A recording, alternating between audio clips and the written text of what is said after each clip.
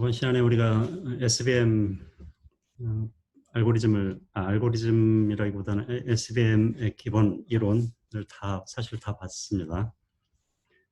그 이전에 이제 SVM에서 사용되는 커널 개념 봤고, 그다음에 이론적으로 마진을 극대화하면은 우리가 왜 마진을 극대화하는 것을 찾으려고 하는지, 그러면 에러 바운드가 작아진다, 에러가 작아진다, 그런 뭐 이론으로부터 보고, 그 다음에 오브젝티브 펑션을, 그래서 마진을 극대화하기 위해서 웨이트를 미니마이즈 하면은 마진이 커지는 그런 식이 있었죠.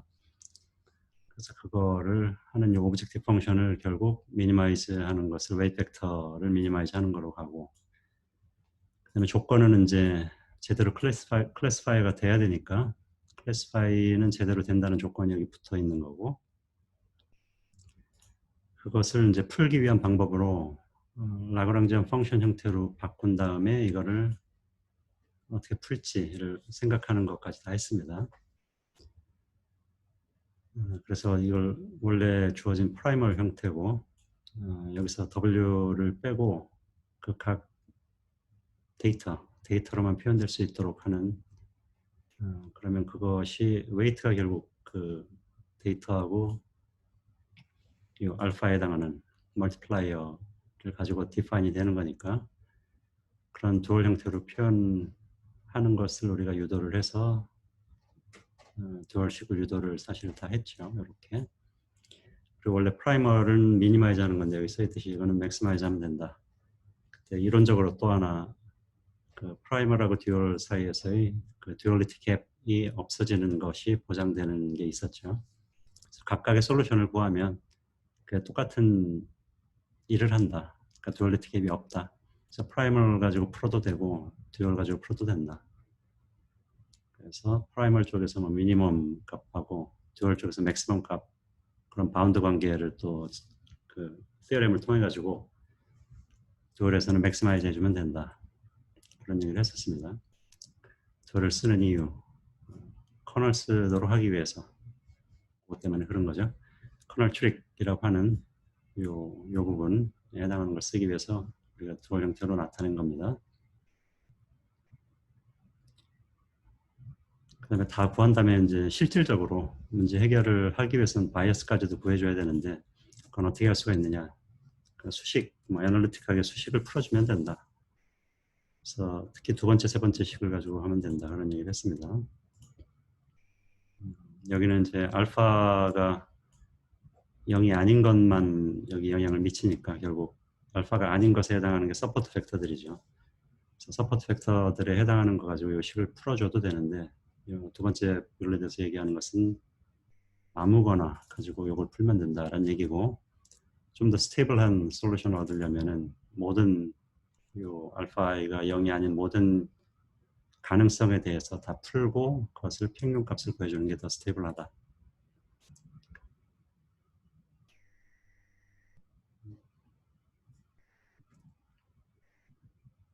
결국 그렇게 해서 다 얘기를 했고, 예제는 조금 빨리 보긴 했지만 여러분들 이거 복습할 때 한번 보기 바랍니다. 현실적으로 여기는 변환함수가 주어졌다는 가정하에 이렇게 내려가는 거고, 우리가 실제로 변환함수를 가지고 쓰진 않죠. 그러니까 explicit하게 변환해서 쓰는 게 아니라 여러 번 얘기했듯이 암묵적으로 implicit하게 변환해주는 커널 펑션을 써서 한다. 그래서 실제 이거의 존재조차도 모르고 그냥 커널만 적당한 걸 주어서 쓰면 그것의 효과는 실제 이러한 이 예제에서는 커널 펑션 이런 걸 썼다 그러면 그것에 해당하는 변환함수가 이렇게 나온 것을 알 수가 있습니다. 실제 이걸 안 쓰더라도 explicit하게 그 효과를 낼 수가 있다. 그래서 이 예제에서 exclusive 원래 오리지널 문제는 이렇게 linearly separable하지 않은 게 변환함수를 통해서 C가 되면은 separable하게 돼서 솔루션을 구할 수가 있고, 그때 해당하는 아까 듀얼의 오브젝티브 펑션이 요건데 그것을 실제로 애널리틱하게 푼 거예요. 수식 가지고. 이거를 풀겠다 그러면 미분에서 0으로 놓으면 솔루션이 된다. 그런 정리가 또 있었죠. 그래서 파라미터가 여기서는 알파들이니까 알파 가지고 미분에서 풀어서 하면 되고, 그걸 가지고 이제 역으로 W를 한번 생각해 볼 수는 있다. 그 W에 대한 식은 이거니까 보면 이렇게 나오게 돼요. 여기에 해당하는 것을 여기는 다 빠져 있지만 여러분들이 원하면 하나하나 써서 더하면 이렇게 나옵니다. 4개 n이 4에 해당하는 경우고 개념적으로 데이터가 이런 식으로 난리니어하게 있어도 우리가 커널 펑션을 잘 골라서 쓰면 그래서 예를 들어 가우스형 커널을 쓰면 이런 가우스형 형태의 분포에서의 분류는 잘하더라. 뭐 이런 인공적인 데이터도 잘 분간하더라. 거기까지 다 했습니다. 자, 그다음에 이제 그게 separable 케이스고, 그 separable 하는 거는 그 오리지널 인풋 스페이스에서 얘기하는 게 아니라 피처 스페이스로 변환을 했더니 이제 separable 하게 되더라. 근데 그렇게 했는데도 separable 하지 않더라. 그러면 어떻게 할 것이냐 그 얘기예요. 여기 써있듯이 데이터를 피처 스페이스에다 표현을 했는데 그 separable 하지 않으면 잘 안 풀리지 않을까. 실제 앞에서 얘기했던 게 잘 안 들어맞으니까 그것을 separable 하지 않은 케이스도 핸들링 할 수 있도록 이제 우리가 확장을 해주는 게 필요하다. 그래서 어떤 식으로 해주냐. 여기 영어로 되어 있는 거 직역을 하자면 constraint를 relax 해라. 좀 완화시켜라. 그런 거죠. constraint는 SVM에서 constraint는 우리가 오브젝트 펑션에서 썼던 그것을 생각해 보면 마진이 1인 거죠. 펑셔널 마진이 1인 거. 그게 조건이었는데 그래서 좀 릴렉스 해라. 그 얘기는 마진이 1을 떨어져야 되는데 적어도 1 이상을 떨어지는 게 우리가 요구했던 거였는데 설사 1 미만으로 떨어져도 허용이 되게 해라. 그런 거예요. 방향성 뒤에 뭐 설명을 하겠지만 방향성까지 고려하면 좀 복잡한데 아무튼 충분히 1까지 떨어져야 됐었는데 그거 좀 줄여도 되게 해라. 이 거리가 1이었어요. 이게 1이었어야 되는데 1보다 좀 더 덜 떨어져도 세퍼레이트 된 걸로 간주를 해라. 어쨌든지 간에 기존 디시전 바운더리 하이퍼플레이는 이거 기준이니까 이거 기준으로는 그래도 부호만 방향성 맞다 그러면 제대로 된 거니까 조금 릴렉스 해도 되죠. 그래서 결국 오브젝트 펑션을 바꿔줄 건데 그것을 하기 위해서 select variable이라는 것을 도입을 해라 그런 얘기입니다. 이 사이라고 나타난 것이 여기서 얘기하는 select variable인데 그것은 definition 정의는 요겁니다. 사이 i 여기서 L은 데이터 사이즈로 보면 되고 데이터 인덱스에 대해서 각각 사이를 갖다 붙이는데 그것은 이렇게 디파인을 해라.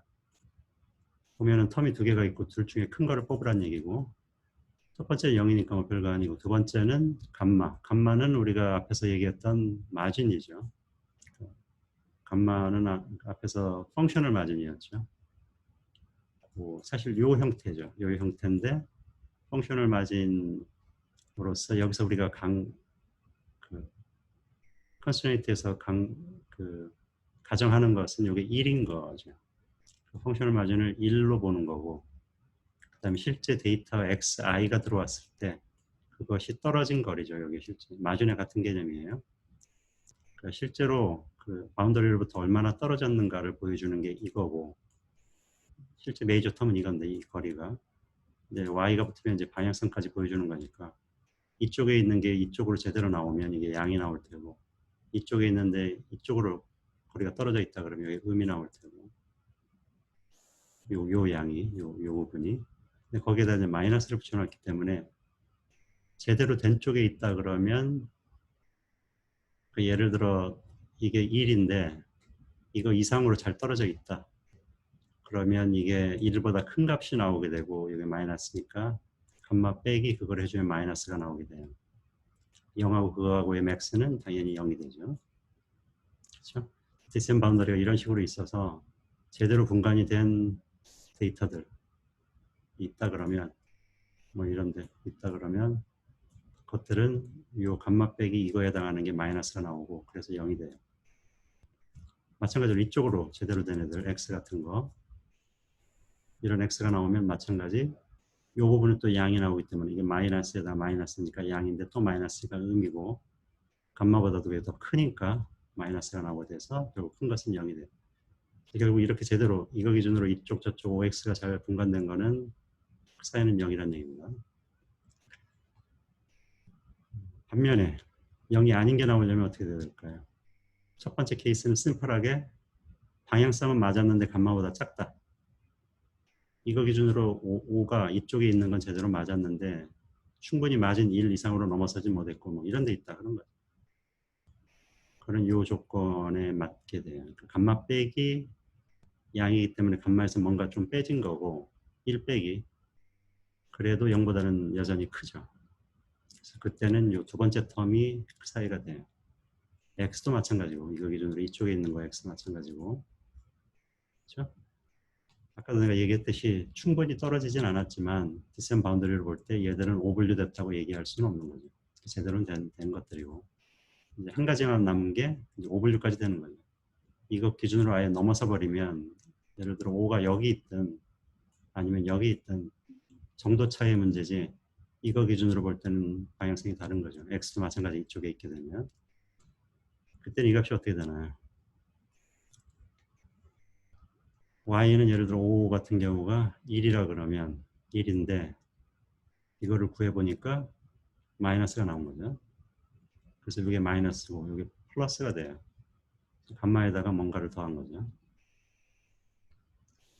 그래서 감마를 1이면 1보다도 커지는 케이스입니다. 이게 x도 마찬가지로 1이 있고 x가 이쪽에 나왔다. 그러면 y는 마이너스 1인데 이게 플러스니까 마이너스고 이게 있으니까 또 플러스가 돼서 또 커지게 돼요. 1보다. 결론적으로 그 사이가 0인 거는 제대로 된 애들, 서포트 팩터 이상으로 잘 떨어져 있는 제대로 분류된 패턴들이고 그 다음에 0이 아니면서 1보다 작은 것들은 오분류는 안 됐지만 이 안에 떨어진 애들이고 1보다 더 큰 애들은 이제 오분류 되면서 이 바운드를 확 넘어선 애들이고 오분류니까 이거 기준으로 잘못된 방향으로 가 있는 것들이 1보다 큰 경우가 되겠다. 방금 설명한 겁니다. 그게 그 사이에는 이것이 다시 쓴 거고 0하고 이것 중에 큰 거를 뽑아주는 거고 이 선상에 예를 들어 뭐 이 더 떨어진 것들 아까 그 사이는 0이죠. 이런 것들은 요 초록색하고 지금 요 색깔 것들이 각각 클래스라고 그러면 이거 기준으로 이쪽으로 제대로 있으니까 다 0이고 이거 기준으로 이쪽에 있으니까 제대로 된 0이고 여기도 그 사이가 그다음 이 선상에 떨어지는 것들 여전히 이쪽에 있던 여기 있던 0일 테고 마찬가지고 이거도 그 다음에 여기 써있듯이 오분류는 아니지만 요 가운데 떨어진 것들은 1보다 작으면서 0보다는 크다. 그 다음에 오분류 돼버린 것들은 1보다도 크다. 지금 요 파란색에 대해서만 분석을 해놓은 거예요. 얘도 마찬가지입니다. 아까 얘기했듯이. 이것도 여기 떨어지는 거, 여기 떨어지는 거 같은 성향을 띈다. 그래서 아까 릴렉스하라는 얘기가 그 컨스트레인트가 반드시 1이 떨어졌어야 되는데 근데 1만큼 안 떨어지더라도 예를 들어 요렇게 떨어져도 봐줘라 뭐 그런 거죠. 오분류가 아니니까 그런 것까지 허용을 해서 봐주는 식으로 가라. 봐준다는 의미는 오브젝트 펑션이 조금 바뀌어가지고 이렇게 돼요. 이게 그 사이가 없다 그러면 1보다 반드시 커야 됐는데 그 사이가 0보다 큰 뭔가 있으면 1 빼기 뭐 하면 1보다 조금 작은 것보다 커도 이제 됐다고 해라. 좀 봐주는 거죠.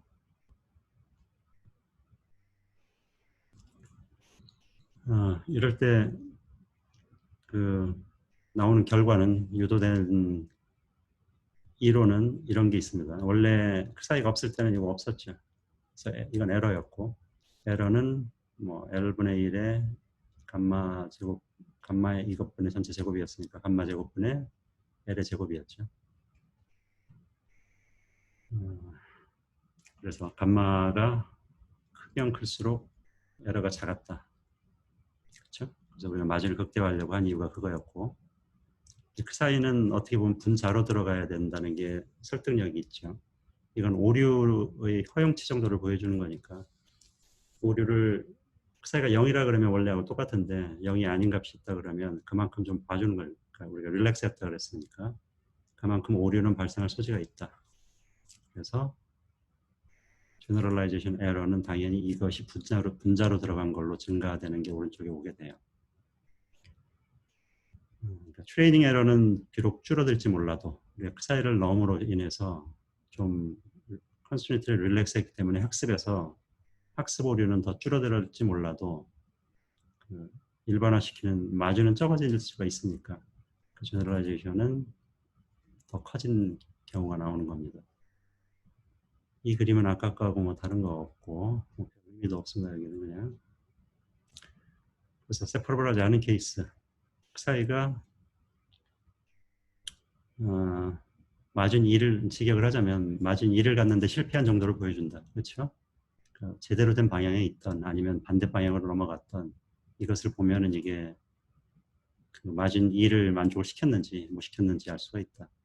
뭐 당연히 1보다 작으면 만족은 어쨌든 안 되는 거고 그 다음에 방향성까지 틀어져 버리면 만족 여부를 떠나가지고 아예 오류가 나오는 거니까. 아까 우리가 봤듯이 에러가 나오려면은 그 감마보다도 커야 된다. 그 사이가. 그렇죠? 이제 방향성을 틀어가지고 딴 쪽에가 있으면은 이 감마보다 커지죠. 1보다. 그래서 방금 전에 설명했듯이 모든 그 사이를 더하면 그게 결국 에러를 보여주는 거로 알 수 있기 때문에 그게 분자로 넘어가게 된다. 분자로 가서 에러 바운드의 분자만큼 커지는 효과가 있다. 그래서 오브젝티브 펑션을 우리가 원래 가지고 있던 게 이거였는데 거기에다가 이거를 더해주게 된다. C는 특정 컨스턴트고 컨스턴트는 이 두 번째 텀을 조절하는 컨스턴트로 보면 됩니다. 그래서 C하고 K인데 파라미터가 여기 써 있듯이 C는 그 사이 그 우리가 릴렉스하는 컨스트레인트에 대한 세기를 조절해주는 파라미터. 그 다음에 K는 그 사이에다 붙이는 거니까 그냥 볼 거냐 아니면 제곱해서 볼 거냐 그런 거예요. 그래서 보통 K는 1을 아니면 2를 쓰고 C는 큰 거를 준다. 그런 얘기고 그 페널티하고 마진을 조절한다. 트레이드오프라고 했으니까.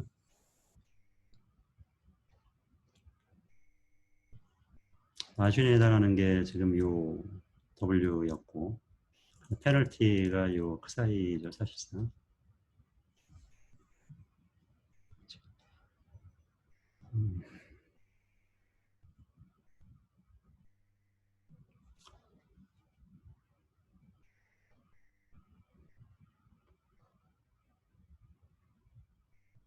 자, 그래서 오브젝티브 펑션을 다시 보면 원래 것이 있었고 지금 방금 얘기했듯이 요거를 갖다 붙이면 이렇게 된다. 여기는 그냥 K는 1 해가지고 갖다 붙인 겁니다.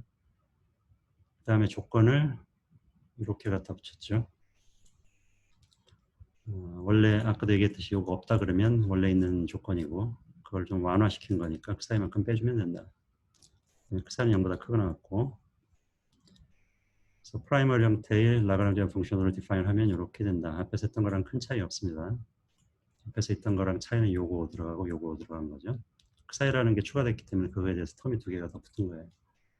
그래서 원래 오브젝티브 펑션이 있고 요거 그 다음에 컨스트레인트를 이니퀄리티 컨스트레인트를 이쪽으로 부호바꿔서 마이너스 붙인 거 앞에랑 똑같고 그 다음에 이거 자체에 대한 거를 갖다 붙인 거죠. 이것도 역시 이니퀄리티 컨스트레인트로 간주를 해서 마이너스 갖다 붙여주고 멀티플라이어를 여기는 뮤 여기는 알파로 갖다 붙인 겁니다.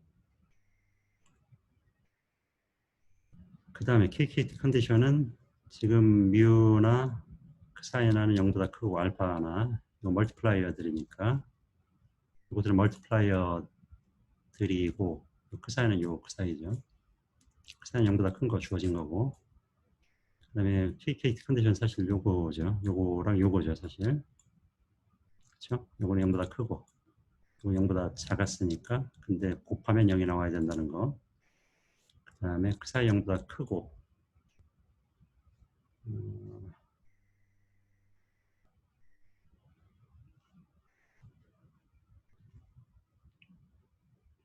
뮤도 0보다 크고 근데 곱하면은 0이 나와야 되는 거고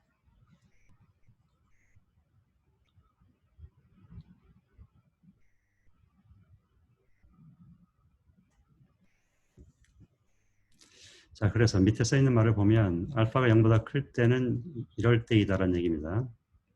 뒤에 다시 더 잘 설명이 나와서 거기서 설명을 하겠는데 여기 그냥 써 있는 것만 보면 알파가 0보다 크면 진짜 서포터 벡터다. 그래서 펑셔널 마진이 1일 때 떨어져 있는 점들이다. 그리고 그때는 그 사이가 0이다. 아까 우리가 살펴봤듯이. 아니면 0보다 큰 0이 아닌 값은 현재 웨이트 벡터에 대해 가지고 미스클래시파이 된 그런 패턴들이다 라는 겁니다. 여기서 미스클래시파이의 개념은 방향성이 완전히 달라지는 거 뿐만 아니라 그 중간에 껴있는 것도 해당되죠. 실제로는 잘 됐는데 1만큼 충분히 안 떨어진 애도 여기서는 미스클래시파이 됐다고 간주를 할 때 이 말이 맞는 거죠. 왜냐면 아까 그때도 그 사이가 0이 아니었죠. 그렇죠? 뒤에서 다시 설명하겠습니다. 자, 프라이머리에서 뒤로 가는 건 앞에서 했던 거랑 같아요. 지금 프라이머리 이렇게 주어졌었는데 그거 파라미터인 거 W 그다음에 그 사이로 미분해서 0으로 놓고 정리를 하면 W 이렇게 나오고 P, 그러니까 W하고 P는 예전에 앞에 했던 거 그대로 똑같고 여기 추가된 그 사이만 가지고 다시 미분하면 들어간 건 이건데 그거로 미분하면 여기 C가 나오고 그 다음에 여기는 알파가 나오죠. 그래서 C 빼기 알파 빼기 뮤는 0이니까 이렇게 나오게 돼요. 그래서 알파 기준으로 해석을 하자면 결국 알파는 0보다 크다 그랬으니까 0하고 C의 바운드가 된다. 그때 뮤 값이 정해지게 되죠. 뮤 값에 따라서 C하고 0 사이의 값이 알파가 취하는 값이다. 그래서 다시 W 대신에 여기다 이거를 원식에다 집어넣고 정리하면 이렇게 나와요. 이거는 주어진 식이 이거였든지 아니면 원래 우리가 가졌던 세퍼러블 케이스 이거였든지 간에 지금 두 걸로 나온 거는 똑같다. 좋은 거죠. 그러니까 세퍼러블 하던 세퍼러블 하지 않던 간에 우리가 풀어야 되는 오브젝트 펑션은 동일한 형태로 나오더라 라는 걸 알 수가 있습니다. 그래서 결국 여기서 나온 거 다시 쓴 거고 우리가 하고자 하는 것은 저걸 맥시마이즈 하는 거고 컨스트레인트 주어진 것은 위에서 봤듯이 알파는 요 사이 값을 띄게 되고 여기 조건 알파 y는 0이 되는 거이다. 그다음에 KKT 컴플리멘터리 컨디션은 위에서 얘기했듯이 요거 하고 그 다음에 뮤 대신에 요걸 집어넣은 거예요. 아까 뮤가 있었죠. 뮤하고 그 사이가 0이 나와야 된다. 그게 있었는데 기계적으로 쓰면 뮤는 C 빼기 알파 I 그거를 그냥 부호에 상관없이 알파 빼기 C로 쓰면 이렇게 돼요. 뮤고 알파 빼기 C 항암하면 0이다. 지금 조건이 이렇게 두 개로 나오는데 이걸 가지고 해석하면 이렇게 우리가 해석을 할 수가 있다는 겁니다. 슬랙 베리어블은 0이 아니다.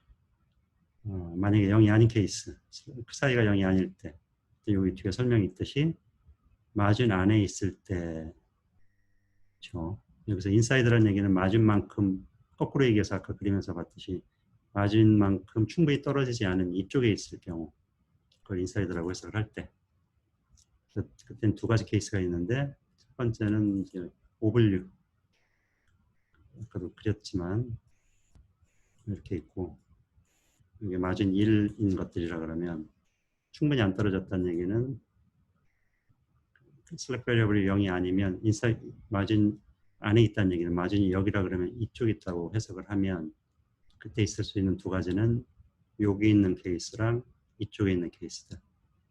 그래서 여기 있는 케이스에 해당하는 게 이겁니다. 그러니까 제대로 분류는 됐는데 그 사이 값이 0하고 1 사이다. 그 우리가 해석해 봤듯이 그다음에 앞에 오분류된 케이스는 이쪽에 있는 케이스죠. 얘는 1보다 더 큰 그 사이를 가질 때 그렇죠? 그래서 만약에 그 사이가 0은 아니다. 0이 아닌 케이스다. 그러면 우리가 해석할 수 있는 건 여기서 이게 만족이 돼야 되는데 얘가 0이 아니더라 그러면 얘가 반드시 0이 나와야 되죠. 그래서 알파는 C다라는 얘기입니다. 슬랙 베리어블이 0이 아니면 그때는 알파는 C이다. C는 어떤 바운드였죠. 우리가 준 컨스턴트. 그러니까 알파가 취할 수 있는 값 중에 제일 큰 거를 갖게 됩니다. 그 다음에 진짜 서포트 벡터들 그 얘기들은 이 선상에 떨어진 점들이죠. 그것들은 C보다 작고 0보다 큰 알파 값을 가진다 라는 얘기입니다. 그 세퍼러블 케이스에서는 알파가 0이 아니었죠. 서포트 벡터들은 나머지들은 다 알파였고 거꾸로 이쪽에 다 된 거, 이쪽에 잘 분류된 것들은 다 0이었고 0이 아닌 것들이 서포트 벡터들인데 여기서 마찬가지 얘기예요. 0하고 C 사이에 0이 아닌 값을 가지면 그게 서포트 벡터들이다. 이때는 그 사이가 0이었죠. 아까 해석했을 때. 그렇죠? 그래서 이게 0이니까 이게 0이 아니어도 되는 거죠. 그래서 결국 알파는 이 사이의 값인데 0하고 C 사이의 값이다. 그 다음에 그 이외의 모든 케이스는 이쪽 저쪽은 제대로 된 것들. 그때는 역시 그 사이는 0이었지만 알파도 0이다. 그 이유는 이게 1보다 크죠. 그렇죠? 1 빼기 그 사이에서 어느 정도 유들이 있게 릴렉스한 것 기준으로 이쪽에 있는 것들이니까 그때는 0보다 큰 것들이고 그에 맞는 알파는 0이 나와야 된다. 아까 서포트 벡터는 마찬가지로 이 선상에 있는 거니까 얘들이 0이니까 얘가 보통 0보다 크죠. 물론 기계식으로 그냥 이 수식을 해석해서 얘도 0이고 얘도 0이면 되지 않느냐. 그래서 알파도 0. 사실상 우리가 해석해서 얻을 수 있는 게 별로 없어요. 여기서 해석은 이 선상에 떨어지는 것들하고 제대로 선상에 떨어지는 것들이 이거를 디파인 하니까 SVM에서는 서포트 벡터들에 의해서 이것이 디파인 되니까 그것을 해석하는데 그것들과 이쪽에 있는 것들하고 다르게 해석하는 것은 알파가 0인 거하고 0이 아닌 거로 해석하는 경우다. 그래서 C보다는 작은 게 서포트 벡터들이고 알파가 0인 것은 뭐 볼 것도 없는 제대로 된 것들이고 맥시멈 값을 갖는 C인 경우는 그때는 이만큼 충분히 못 떨어진 것이다. 그렇죠?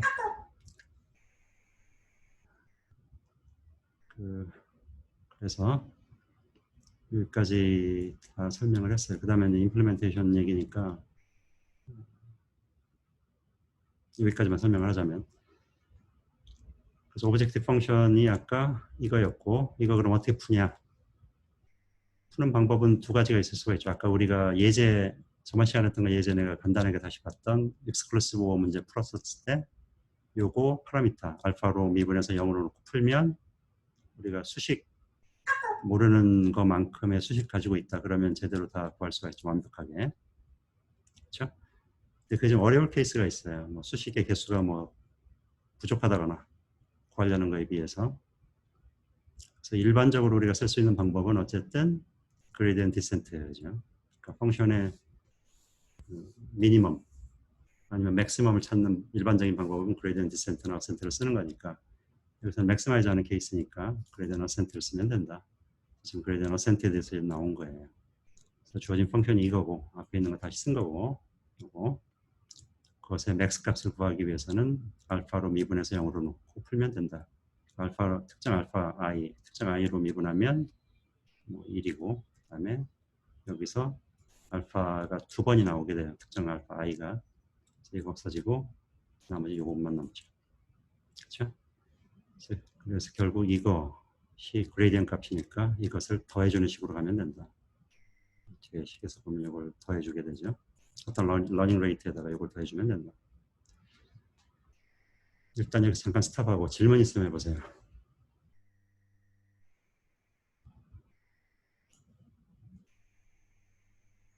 질문.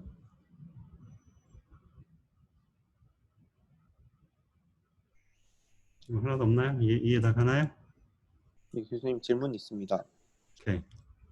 그 185페이지에 그 트루 서포트 벡터의 경우에 알파 i가 0에서 C 사이라는 부분이 좀 이해가 안 갑니다. 이게 제일 핵심입니다. 지금 우리가 보고 있는 게. 지금 질문이 이거가 이해가 안 간다였나? 네, 맞습니다. 이거가 다 같이 뭉쳐 다니니까 다 같이 그냥 간단하게 설명을 다시 한번 하겠습니다. 이 그 사이, select variable 그 사이는 0보다 크다는 건 우리가 주어진 거고 당연히 definition에 의해서 그렇게 나오죠. 그렇죠? 아까 한참 봤지만 이게 definition이니까 0보다 크죠. 0보다 크면 0이니까 적어도 0보다 크다는 거 우리가 알고 있고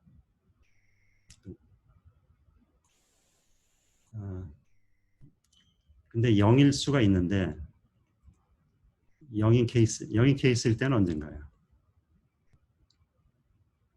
아까 기계적으로 다시 보자면 아까 사실 이거 설명을 내가 다 했는데 이게 0이 나오려면 물론 얘가 0이 나와도 되고 그렇죠?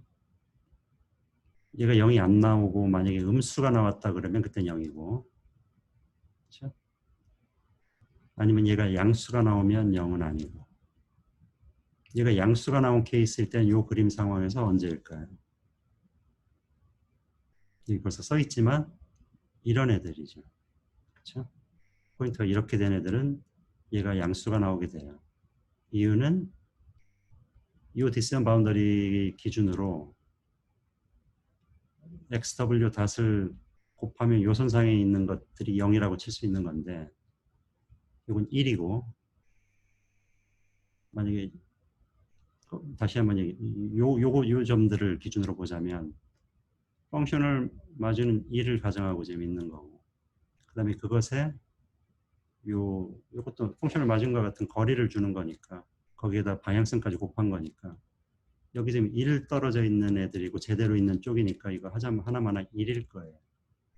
그래서 1 빼기 1 하면 0이 돼요. 얘들만 그 케이스로 이게 0이 돼서 0. 여기 나와 있듯이 1보다 더 큰, 0보다 큰 게 아니라 1보다 더 큰 케이스일 때는 요거. 1보다 크려면 얘가 1이었기 때문에 얘도 부가적으로 좀 더 뭔가 더해져야 돼요. 더해지려면 요거는 아까 설명한 것과 마찬가지로 거리인데 방향성이 이 거리에다 곱해졌을 때 마이너스가 나와야 요거 때문에 더해지게 돼요.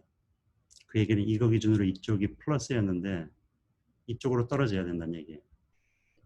지금 요 그림에서 보자면 파란 거 기준으로 마찬가지 요 연두색 비슷한 거 기준으로면 요런 데 떨어지는 거 꼭 여기만 떨어져야 되느냐 여기 떨어져도 마찬가지예요. 이보다 한참 크죠. 그래서 오분류 됐다는 얘기입니다. 한마디로 1보다 큰 애들은 오분류 된 애들. 아까 얘기했듯이 1보다 0보다는 큰데 1보다는 좀 작다.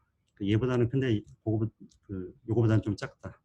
그러면 이게 1이니까 1에서 뭔가 좀 빼진 거죠. 부 마이너스 역할을 잘해서 이게 포지티브란 얘기예요. 양수. 이쪽이란 얘기예요. 이런 애는 이쪽에 있으니까 거리가 좀 있을 텐데 거기서 요거 뺐죠. 그래서 1 빼기 그거니까 요만큼이 나오는 거예요. 여기 지금 선으로 표현됐듯이. 그 중에 큰 거니까 그게 되죠. 그 사이는. 지금 상황이 그렇습니다. 서포트 팩터들은 0. 여기 설명은 없네. 없지만 이런 점 여기 있죠. 그렇죠? 서포트 팩터는 아니지만 이쪽에 제대로 있는 얘들도 0 나와 있죠. 그죠? 그 얘기는 당연히 1에다가 제대로 된 방향성이니까 포지티브가 나왔는데 마이너스 붙었으니까 1 빼기 1보다 큰 값. 그 마이너스가 나와요. 전체가. 그 큰 값은 당연히 0이고 그래서 0입니다. 이건.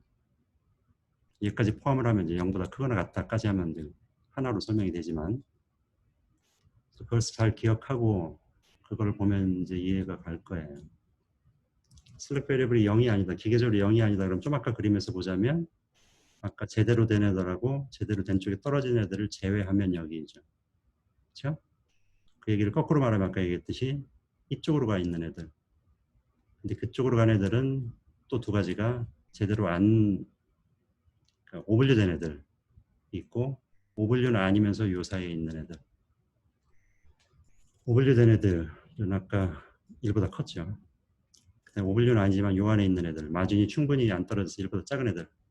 그건 1보다 더 작은 그 사이를 갖는 거죠. 마진 1에서 그걸 빼줬으니까 그 사이 값이. 그렇죠? 이 조건. 그럴 땐 알파는 C다. 이거 그냥 다 받아들인다 그러면 뭐 만족이 돼야 되니까. 그러면 이 그 사이가 0이 아니다. 그럼 얘가 0이 나오려면 알파는 C가 될 수밖에 없죠. 그렇게 되는 거고. 트루 서포트 벡터 아까 그림에서 이 선상에 떨어지는 것들 그 사이에는 0이었고 그렇게 나왔던 것은 마준하고 거리하고가 똑같았으니까 마준이 1인 거리상에 떨어졌으니까 그것들은 0하고 C 사이의 알파 값을 갖는다.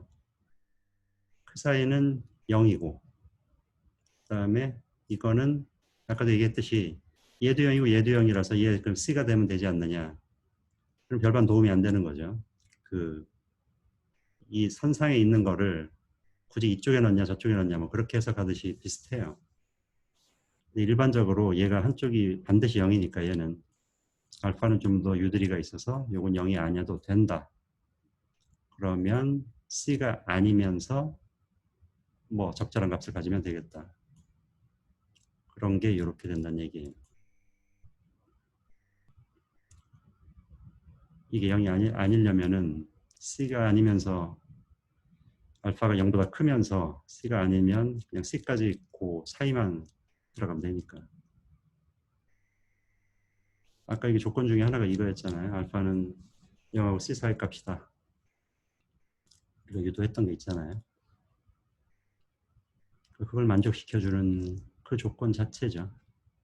그냥 그대로 쓴 거니까. 조선상에 있는 것들은. 근데 그 이외의 모든 것들, 지금 슬랙 베리어블이 0이 아니었다고 그랬으니까 여기 떨어진 거나 뭐 오블리였던 거 다 커버했고 선상까지 다 커버를 했어요. 뭐 이거 커버 안 하고 여기다 갖다 붙이면 요 밑에다 갖다 붙일 수 있다고 내가 조금 전에 얘기했던 거고. 근데 그건 여기서 해결했다고 치고 이제 완전 이쪽에 있는 애들만 보자. 그러면 걔들은 그야말로 제대로 된 애들이니까. 물론 선상도 제대로 된 거지만. 그때는 아까 그 사이가 0이었죠. 그렇죠?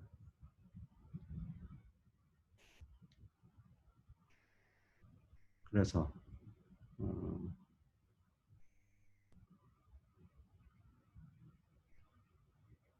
알파는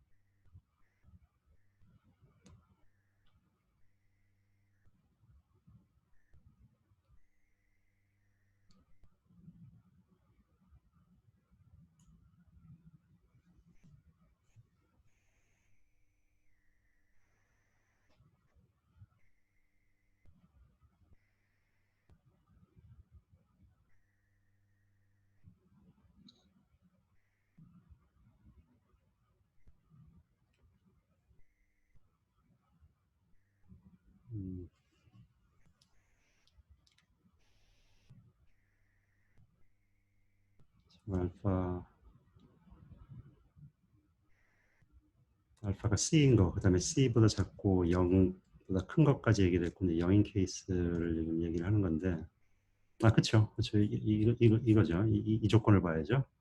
그쵸. 아까 설명했듯이, 제대로 된 애들은 이제 이쪽에 있는 애들하고 이쪽에 있는 애들이니까, 걔들은 이게 0보다 크죠. 그쵸. 이 거리가 월등히 커가지고, 그 사이 없다 그러면 1보다 컸잖아요. 이쪽이 확실히 있었으니까. 걔들은 0보다 큰데, 알파를 곱하면 0이 나와야 되니까, 알파는 0일 수밖에 없다. 우리가 스탠다드일 때, 세퍼러블 할 때 해석했던 거랑 똑같아요. 그래서 서포트 팩터가 아닌 것들은 0이 나와야 되고 서포트 팩터들은 0이 아닌 값이 나와야 된다. 답이 됐나? 도중에 내가 좀 설명을 헷갈리게 해가지고 답이 됐나요? 아니면 아직도 부가적인 질문 있나요? 답이 안 됐나 보네. 부가적인 질문. 그 알파 i가 C가 아니어야 한다는 건 이해가 가긴 하는데 음. 그 알파에는 0이랑 C인 C 경우는 0이고 사이여야 되는 것도 0하고 조금 C야 아까 원래 질문 그거 여전히 이해가 잘 안 간다. 그 얘기죠? 네, 그렇죠? 그렇습니다. 그 서포트 팩터들 여기 써 있듯이 마진선상에 있는 점들 요것들이고 그때의 사이 값은 여기 써 있듯이 0이죠. 그렇죠? 그렇죠? 네, 0이고 얘 0이고 이거가 딱 맞아서 1 사이에 요거 1이고 요게 1이었기 때문에 해봤자 0. 그래서 얘가 0이라서 얘 0이면 안 되냐. 아까 내가 얘기를 한 거죠. 그렇게 해버리면 해석을 어떻게 하기가 그렇죠. 0이어도 되고 0이 아니어도 되는 거죠. 이쪽은 항상 맞기 때문에 이건 완전히 정해진 거니까 요거 0이고 그 다음에 거리가 1이기 때문에 이게 0이 아니라는 거 확실하죠. 이 전체가 0이라는 게 확실하죠. 알파는 0이 아니어도 되는 거죠. 물론 0이어도 되고, 그렇죠? 근데 0이어도 되는 케이스는 이때 있는 애들이 확실히 되는 거예요. 거꾸로 조금 뉘앙스가 다른 거죠. 이쪽에 있는 애들은 거꾸로 반드시 0이어야만 되는 거죠. 방금 전에 설명했듯이. 거리가 1이 아니기 때문에 1을 넘어서기 때문에 걔들은 이게 0이 아니어서 얘가 반드시 0이어야 돼요. 그것들하고 요 서포트 벡터들하고의 차이는 거리가 딱 1이기 때문에 얘들은 0이 아니어도 된다. 두 가지 케이스, 세퍼러블한 케이스 우리가 얘기한 게 그거였으니까 두 개를 차별 지어주는 것은 알파거든요. 알파가 이것들은 반드시 0이어야 되고 얘들은 0이 아닌 걸로 차별을 지어줄 수 있다. 그래서 알파 값 가지고 우리가 요거를 만들어야 되니까 0이면 어떻게 할 수가 없는 거예요. 0이 아닌 거 가지고 이거를 디파인 할 수가 있죠. 왜냐하면 W는 알파 가지고 표현이 되니까. 그래서 0이 아니다라고 가정을 하고 그래서 그렇게 받아들이면 이 부분은 될 테고 C는 C보다 작아야 된다. 뭐 조건이 이거였기 때문에 그냥 기계적으로 C보다는 작아야 된다. 그럼 C가 되냐 안 되냐, 이퀄 사인이 붙냐 안 붙냐만 생각해 주면 되겠죠. 근데 이퀄 사인이 붙는 것은 이쪽에 아까 해석을 했을 때 슬랙 베리어블이 0이 아닐 때는 이제 이거 가지고 해서 지금 비슷하게 하는 거예요. 이게 0이 아니기 때문에 그때는 여기서 반드시 0이 나와야 된다. 그래서 알파는 C다. 걔는 첫 번째 케이스가 반드시 맞춰줘야 된다. 이 첫 번째 KT 가지고 했던 것은 여기 세 번째 컨디션이 반드시 맞춰줘야 된다. 가운데 있는 두 번째 컨디션은 그래서 여기 이퀄 사인이 빠진 거다. 그렇게 해석을 하면 되죠. 첫 번째, 세 번째는 어떻게 빼도 박도 못하는, 그래서 질문 안 한 것 같은데 이건 이해가 분명히 가죠. 그렇죠? 여기서는 네. 이것이어야만 되고 반드시 얘는 이것이어야만 되잖아요. 각각 이 조건을 만족시켜줘야 되니까. 그리고 0이 아닌 텀이 하나씩 존재하니까 반드시. 그렇죠? 근데 서포트 벡터는 우리가 펄셉트론에서도 우리 앞에서 수식을 가정하고 계속 쓸 때는 뭐 threshold 펑션을 그 net 인풋이 0보다 크면 1이고 영어로 뭐 otherwise 하면 -1이다. 0이면 어떻게 되느냐? 0이면 사실 위에 붙였어도 되죠. 크거나 같거나. 근데 혹시나 뭐 퀴즈를 본다가 시험에 나면은 그대로 하세요. 그 노트 기준으로. 0보다 클 때만 1이고 아니면 그냥 0보다 작거나 같으면 뭐 -1이나 0이다. 그렇게. 그거랑 유사해요. 이 선상에 있는 거니까. 선상에 있는 것을 같이 뭉뚱그려서 이쪽으로 해석을 할 거냐. 아니면 이쪽으로 해석을 할 거냐. 어떻게 보면 뭐 어느 쪽으로 해도 괜찮잖아요. 그렇죠? 근데 SVM에서는 그 선상에 있는 서포트 벡터들이 핵심이기 때문에 갖다 붙여서 하는 게 아니라 따로 띄어가지고 0이 아닌 값으로 반드시 써줘야 된다. 물론 여기도 0이 아니긴 하지만 보통 C는 큰 값을 주기 때문에 아주 큰 값을 가지고 쓰는 게 아니라 그 안에서 학습을 통해서 얻어지는 적절한 값을 가지고 알파를 구한 다음에 그것을 이렇게 이걸 디파인하는 데 쓰죠. 거꾸로 이게 주어지고 그거로부터 우리가 이렇게 그리고 알파를 뭐 어떻게 생각하는 게 아니라 알고리즘 아까 설명했지만 돌다 보면 이제 알파가 정해지니까 가지고 이게 디파인이 되는 거죠, 사실상. 조금이라도 명확해졌나 질문이? 네, 조금 이해간 것 같습니다. 극단적인 케이스에서 반드시 빠져야 되는 케이스를 빼고 생각을 하도록 그러면 이렇게 이해를 할 수가 있다.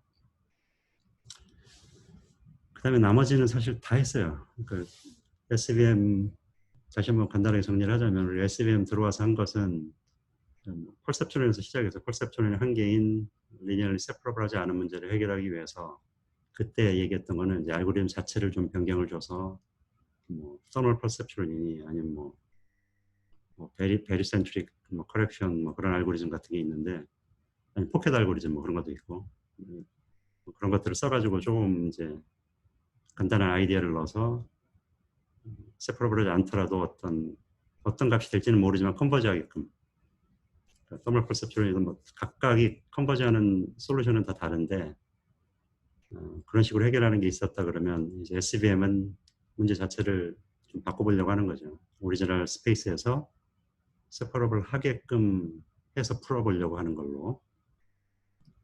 그렇게 하다 보니까 이제 커널이라는 개념이 오버헤드가 생기게 되고 그런 걸 해결하기 위해서 커널 개념이 들어가고 그걸 써서 한 거죠. 커널 개념 들어가서 이제 실제 웨이트를 표현하면은 그게 어려워지니까 그 웨이트가 안 들어간 형태로 그래야만 커널을 쓸 수 있으니까 우리가 듀얼 형태로 나타내면 그게 바로 커널 형태로 표현이 되죠. 그래서 듀얼 형태로 나타내고 그것을 푸는 방식으로 접근하는 방법을 살펴본 거고 이제 변화를 하면서 이제 세퍼러블 하는 걸 기대를 하고 하긴 하겠지만은 그게 보장이 안 될 때 세퍼러블 하지 않으면 나름대로 이제 솔루션을 찾아줘야 되니까 그때 마진의 정도를 영어로 아까 릴렉스 시켜서 어느 정도 충분히 안 떨어져도 에러가 아니라고 해라. 그런 식으로 해주면 적어도 학습 에러는 뭐 데이터, 그 학습 데이터는 피팅하는데 좀 더 잘 될 수는 있다. 그렇지만 이제 마진이 보장이 안 될 수가 있기 때문에 제너럴라이제이션은 좀 안 좋을 수가 있는 거죠. 그렇죠? 그래서 여기까지도 했고 그다음에 그걸 푸는 방법으로서 그레디언트 어센트를 써서 한다. 라는 것까지 여기서 간략하게 그레디언트 어센트 개념 설명하고 실제 알고리즘 아까 자세히는 안 했지만 여기서부터 하겠습니다. 이제.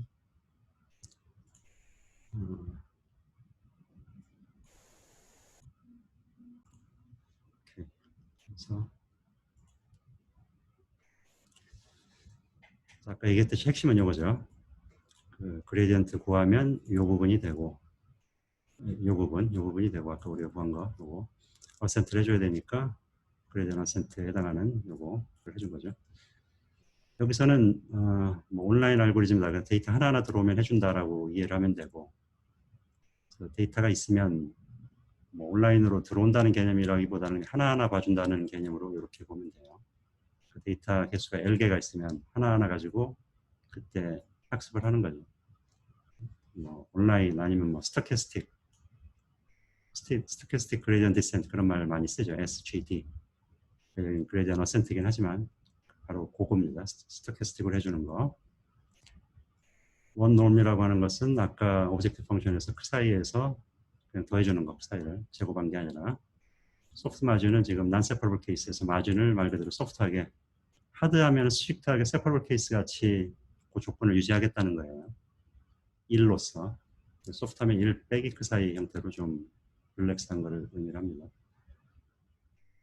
러닝 레이트 임의로 준 거고 그 다음에 요거를 해주는 요 핵심인데 그 다음에 알파 값이 변화된 걸 보니까 아까 조건이 0하고 C에 들어간다고 그랬죠. 벗어나는 게 혹시 나오면 그거를 그 바운더리 값을 세팅해 주는 것만 추가된 겁니다. 이건 쿼드레틱 프로그램이고 매틀랩 아니면 멜랩이라고 하는 요 멜랩에 툴박스가 여러 개가 있는데 그 중에 들어있다 그런 거예요. 큐빅 패키지 안에 있다. 아까 말로 얘기했듯이 스토캐스틱 그레디언트 어센트 아까 온라인하고 같은 개념이라고 그랬죠. 한 번에 하나씩 업데이트해라. 지금 그 얘기 아까 우리가 본 게 그거니까 데이터 하나 들어오면 그거 가지고 업데이트 그때 해준 거예요. 그 다음에 데이터셋이 너무 커지면 오버헤드가 될 수가 있으니까 그것을 좀 배치로 하자면 온라인 형태로 하는 게 아니라 배치 상태로 하자면은 데이터셋이 커지면 뭐 오래 걸리고 그러는 건 당연한 얘기죠. 그래서 여기서 얘기하는 것은 츤킹은 덩어리 짓는 거고 덩어리로 묶어주는 거고 뭐 디컴포저는 뭐 자르는 거고 뭐 그런 거죠. 그래서 원래 오리지널 데이터가 있으면 그 원래 덩어리에서 일부만 뽑아가지고 학습을 하는 걸 반복을 하자 그런 얘기예요. 그렇게 나와 있죠 지금. 오리지널 데이터의 서셋을 가지고 풀고 그 다음에 지금 제대로 안 된 게 있다 그러면 KKT 컨디션 직역을 하자면 KKT 컨디션이 만족이 안 되는 거 있으면 그땐 다시 또 해라 뭐 그런 거죠.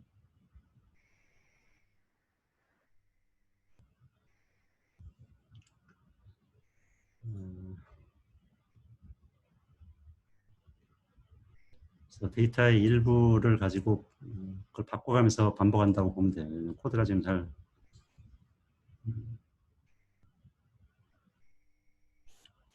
새로운 요 디햇에 해당하는 게 지금 요 말인데 잘 안 되는 부분을 가지고 데이터셋을 다시 구성을 해서 다시 돌아라 뭐그 얘기입니다. 어떻게 보면 우리가 앞에서 봤던 부스팅하고 비슷한 개념이죠. 잘 안 되는 거 가지고 뭐 했다. 부스팅, 아다부스트 같은 경우는 어댑티브하게 안 되는 것에 가중치를 뭐 올려주고 그런 식으로 했는데 여기서 이제 데이터셋 구성만 변화를 줘서 한다. SVM에 구현된 것 중에서 제일 대표적인 게 SMO라는 게 있습니다. 그래서 의미는 요거예요. Sequential Minimal Optimization. 여기서의 아이디어는 두 쌍을 가지고 변화를 주는 것의 반복입니다. 그래서 원래 우리가 가지고 있는 컨스트레인트가 이게 있었죠. 그러니까 이게 있으니까 알파를 두 개를 골라서 요거는 깨지 않으면서 예를 들어 알파 뭐 y를 무시하면 알파를 하나 올리고 하나 내리면 요 조건이 계속 만족이 되죠. 그 조건을 깨지 않으면서 학습을 진행하는 거. 그러면 이게 훨씬 더 빠른 장점도 있고 솔루션 괜찮다. 그런 논문이 나온 게 있습니다. 그다음에 제일 대표적인 게 SVM Lite하고 Live SVM이라는 게 있어요. 여러분들이 실제로 쓰겠다 그러면 이 두 가지 정도를 고려하면 괜찮으리라 생각합니다. 물론 앞에서 얘기했듯이 멜랩 안에 툴박스가 있다고도 그랬는데 많은 사람들이 쓰는 게 뭐 Live SVM하고 SVM Lite이었어요. 예전에. 지금 다른 게 생겼는지 모르겠지만 이거는 이제 뭐 다시 서머리 앞으로 슬라이드 남은 것은 서머라이즈 하는 겁니다. 우리가 앞에서 얘기했던 것들. 첫 번째 피처 스페이스 우리 이론적으로 개념적으로 큰 공간으로 확장한다 그랬는데 그러면 그때 뭐 차원의 저주라는 게 생기지 않느냐 뭐 그런 거죠. 이게 해결은 뭐 어떻게 한다 그랬나요? 실제로 이렇게 하지도 않지만 실제로 확장을 엑스플리시트하게 하지도 않지만 커지는 것은 마진을 극대화하면 줄어들 수가 있다. 그런 티어리가 있다. 그런 얘기겠죠. 계산적으로 오버헤드도 있다. 그런데 그거는 실제 안 한다. 확장을. 그래서 문제가 안 된다. 그런 얘기했습니다. 파라미터가 많이 커지지 않느냐. 확장이 되니까 디멘션이 확장이 되면 파라미터 개수가 커지지 않느냐. 근데 실제로 파라미터에 좌우되는 게 아니라 어떤 뭐 개념적인 용어지만 카패시티 용량의 문제다. 클래스파이의 용량에 따라서 성능이 좌우되지 단순히 커졌다 그래가지고 그거에 부수되는 파라미터의 개수가 성능에 영향을 주지는 않는다. 예로서 뭐 이런 것을 이런 데이터를 이 펑션 가지고 클래스파이 하고 싶을 때 실제 이 커패시티는 굉장히 크다. 그래서 파라미터는 그냥 단지 하나다. 그래서 그런 예제를 하나 들은 게 있었습니다.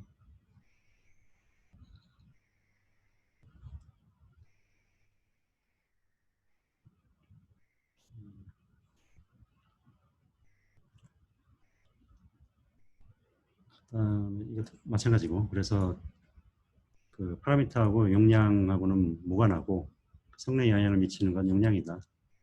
그리고 여기서 용량이라는 것은 피스 디멘션이라는 것도 역시 이론적인 개념이죠.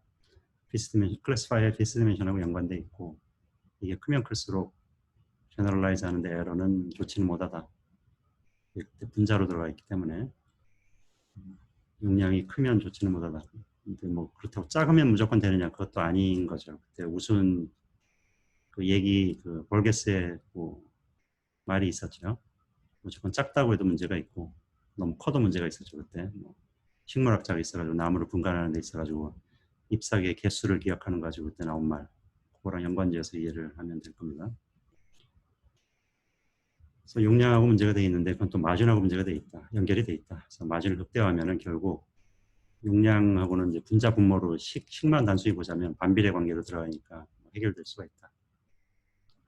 SVM은 SRM이라고 Structural Risk Minimization이라고 하는 그런 과정을 거친다라는 거고 이것이 얘기하는 것은 두 개의 텀, Empirical Risk가 있고 Implicit Confidence라고 얘기한 거 두 개의 텀을 가지고 그거의 합이 그 실제 에러의 바운드라고 그랬죠.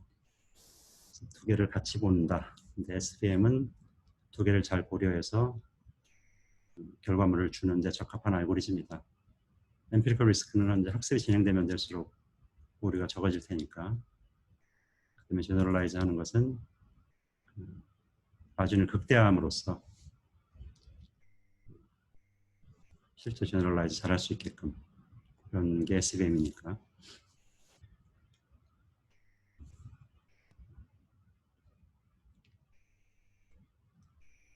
커널 펑션은 여기 써 있듯이 이제 어떻게 해야 되느냐, 뭐 그냥 써봐야 된다 그런 겁니다. 그러니까 주어진 데이터가 있으면 그거 내가 돌려보고 싶다 그러면 커널 펑션이 있어야 되는데 보통 쓰다 보면 거기 디폴트로 보통 들어가 있는 거 쓰면 된다 일단은. 그래서 보통은 폴리노미얼이니 아니면 RBF니 레이디얼 베이시스 펑션이라고 하는 거, 가우스한 형태로 생긴 거, 보통은 이런 것들을 많이 쓴다 그런 얘기예요. 네, 우리가 다루는 데이터의 특성을 좀 고려해서 커널을 만들어서 쓸 수가 있다. 스트링인 경우에 뭐 P 스펙트럼이니 그런 예제를 보기도 했죠. 많은 사람들이 연구를 해서 그런 걸 만든 예제예요. 네, 시퀀스를 보는 게 필요하다. 로워더 마르코프 커널이다. 그러면 로워더니까 뭐 길이가 길진 않겠지만은 어떤 시퀀셜하게 보는 게 필요하다. 그러면 그런 것들에 맞게끔 커널을 디파인해서 쓰면 좋을 만한 게 있을 수 있다. 예를 들어 스트링 같은 거 시퀀스를 보자면 이미지는 시퀀스라기보다는 인접된 것들하고의 관계인데 아무튼 그런 것들을 볼 때 특별한 커널을 만들었으면 성능이 좋을 수가 있다. 그래프도 마찬가지고 그래프에 해당하는 게 디퓨전 커널이다 뭐 이런 게 있다고 저번에 얘기를 했죠. 어떻게 SVM 쓰느냐 이거 뻔한 얘기고 데이터셋 만들고 커널 펑션 여기 핵심이죠. 커널 펑션 뭘 쓸지 정하고 파라미터 아까 나왔던 게 C가 있었죠. C가 있고 아까 K도 있었죠. 그런 것들 정하고 그 다음에 학습하면서 튜닝 필요하면 하고 일반적인 얘기입니다. 그 다음에 알파 값 구한다면 바이어스 필요하면 구해야 되고 그리고 이것도 당연한 얘기예요. 학습 끝나면 그거 가지고 새로운 데이터 분간할 때 쓰면 된다. 그것이 이것이다 라는 얘기입니다. 만들어지는 게 결국은 이런 클래시파이어고 퍼셉션은 형태죠. 쓰는 거고 저번에도 얘기했지만 요것이 커널이죠. 여기 단순히 다 프로덕트가 들어가면 안 되고 여기 커널 K가 있어야 된다고 생각하면 됩니다. 커널을 우리가 사용하는 커널을 여기다 집어넣어서 데이터하고 다 프로덕트를 쓰면 된다. 그게 이제 실제 다 프로덕트에서는 변환된 인풋이니까 파이가 적용된 다 프로덕트의 역할을 해줘야 되니까. SVM의 장단점 학습이 비교적 쉽다. 뭐 이론 비교적 쉬운가요? 그렇진 않지만 학습이 뭐 비교적 쉽다라는 얘기는 결국 앞에 뒷부분에 나왔던 그레이디언트 어센트를 써서 해주면 된다. 그거 자체는 복잡하지 않으니까 그런 의미에서 학습은 쉽다. 그다음에 쿼드레틱한 옵티마이제이션이기 때문에 로컬 옵티멀이 글로벌 옵티멀이다. 그래서 로컬 옵티멀이 없다 얘기가 그겁니다. 쉽게 이차함수 생각하면 이차함수의 요 미니멈 값 찾으면 그게 전체에서의 미니멈이다. 데이터 디멘션이 커도 스케일링 괜찮다 그런 얘기고 에러 컴플렉시티 뭐 조절될 수 있다 그런 얘기인데 컴플렉시티는 보통 우리가 레귤러라이즈 한다는 텀을 집어넣어요. 그러니까 모델을 표현할 수 있는 뭐 어떤 식으로든지 어떤 형태로든지 표현을 어떤 클래시파이어의 복잡도를 표현하는 게 가능하면 그것을 텀으로 오브젝티브 펑션에다 추가를 해서 그것을 원래 오브젝티브 펑션하고 같이 옵티마이즈 하면 컴플렉시티하고 에러를 둘 다 보는 거죠. 그걸 SVM explicit하게 조절할 수가 있다. 그런 얘기입니다. 에러 조절만 보자면 아까 그 사이 같은 거 가지고 할 수가 있다고 볼 수도 있죠. 그렇죠? 컴플렉시티는 글쎄 이건 뭐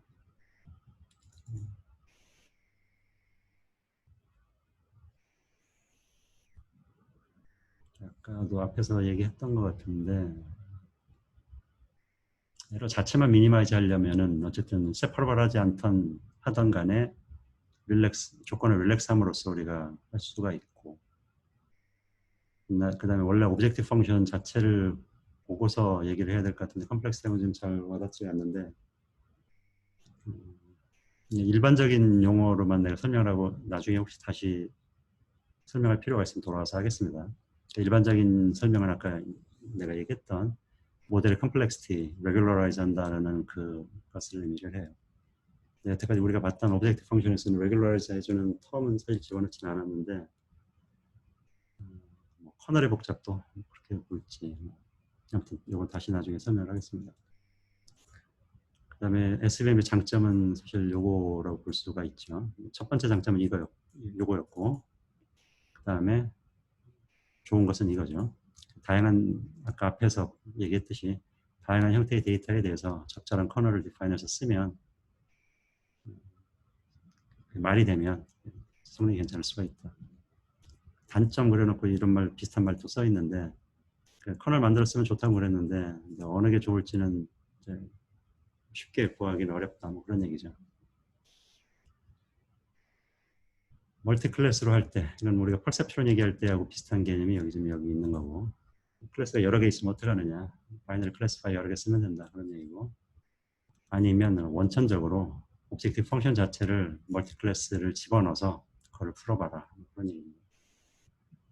SVM 리그레션에도 사용하는 거 제한됐고, 그 다음에 RVM이라는 게 나온 것도 있습니다. 이것도 꽤 많은 사람들이 언급한 논문인데 나온 지도 오래됐고, 옛날에 닙스에 나온 거일 거예요. 여기서는 아웃풋으로 확률로 줘요.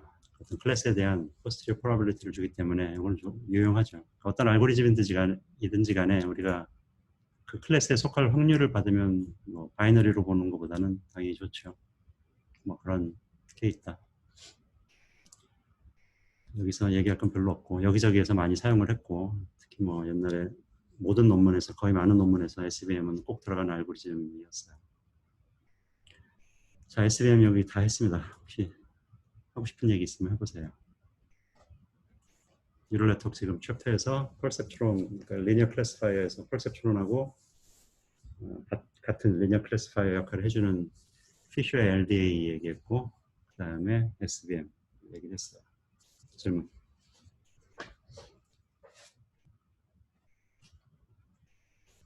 요즘 그 SMO에서요, 그러니까 190페이지던데 그 PPT로는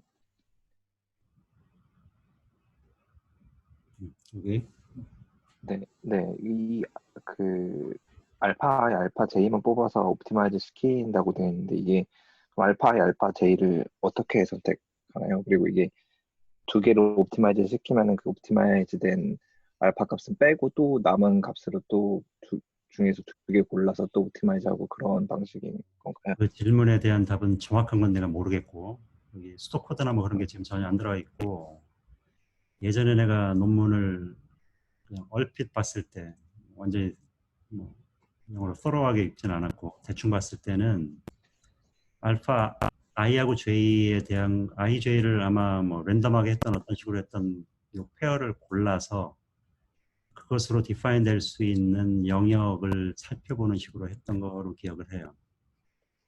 지금 질문에 대한 답은 뭐 엄밀한 건 이제 논문을 정확히 하려면 이 플랫의 논문을 봐야 되고, 러프하게는 특정 알파j를 바꿔가면서 그것들이 취할 수 있는 값을 요 조건을 깨지 않으면서 이것을 바꿔가면서 옵티마이저를 했다.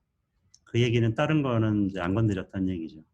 다른 IJ에 속하지 않는 다른 인덱스의 알파 값들은 내버려두고 그것들만 바꿔가면서 뭐 더 좋은 방향으로 가고 있는지를 살펴봤다는 것이 지금 요것의 의미인 것 같아요.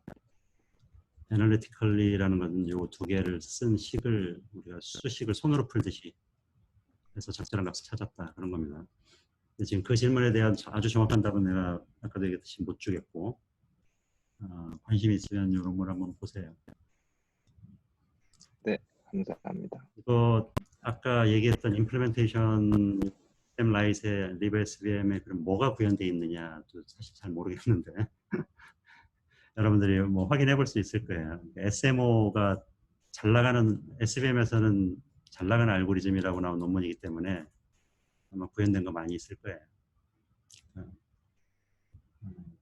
내가 SVM 꼭 써야 되겠다 그러면은 쓰면서 좀 확인해 볼 수는 있겠죠. 이게 지금 SMO 돌리는 건지 아니면 앞에서 아주 기본적으로 돌리는 그레이드 센트 형태로 한 건지. 패키지는 아까도 얘기했듯이 이거 이외에 혹시 뭐 더 좋은 성능이나 뭐 더 효율적으로 만들어진 게 나와 있는지 잘 모르겠는데 SVM 자체에 대한 연구는 요새 아주 활발하지는 않을 것 같아서 큰 차이는 없으리라고 생각합니다. 아무튼 뭐 SMO는 그냥 직접 보세요. 또 다른 질문이나 코멘트.